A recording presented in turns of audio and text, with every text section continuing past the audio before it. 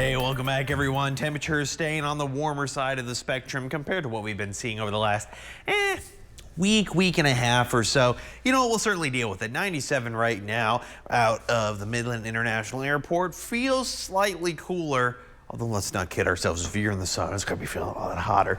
But that's the feels like temperature in the shade. Keep that in mind. Low humidity, southerly winds. Hey, at least we got a little bit of wind. Temperatures across the region starting to peak up just a little bit in places like Snyder at 101. Same goes for Dryden and Pecos. Wink also in the triple digits, but we're seeing most of those more so upper 90s across the region more than anything else. So as we take a look at the radar, the only area I'm seeing with a little bit of shower activity is going to be just to the east of Big Bend National Park. That's also why they're not seeing widespread triple-digit temperatures, which I think we can always appreciate a little bit here and there. Rain chance is going to be staying minimal throughout much of tonight and even throughout much of the next couple of days until that next front moves through. So tonight, mostly clear, 74. Get that southerly wind about 15 miles an hour. All right, we can certainly deal with that. That's not a big deal. But what can you expect heading out the door tomorrow? A little breezy, but temperature-wise, we're going to be decently mild. And you got mostly sunny skies. Sweet.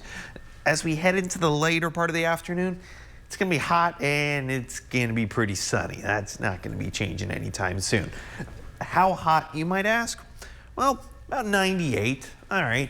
It's not triple digits, but it's close. Hot enough for a large iced coffee in my book. I'll certainly go for that any day. Future track wise, over the next 48 hours, there's really not much happening initially. All right, throughout much of your Wednesday, it's going to be very minimal cloud cover or any kind of rain chances. Going into Thursday, early morning, you start to see, couple little pop-up little shower thunderstorms going to be possible, especially along the I-20 corridor. This is 5 a.m. Maybe make sure you got an extra minute or so on your commute, just in case some of this stuff. It's really going to be hanging around to the northeast and also just to our eastern regions as well.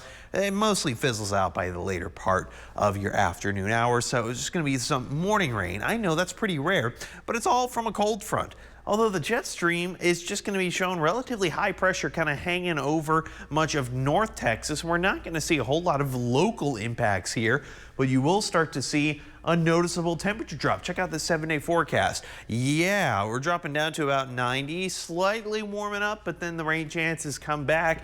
And once they kind of stay a little bit on the higher end of the spectrum with a bit more of that cloud cover, we start to see some of those 80s, which I will always appreciate middle of July. Jolena?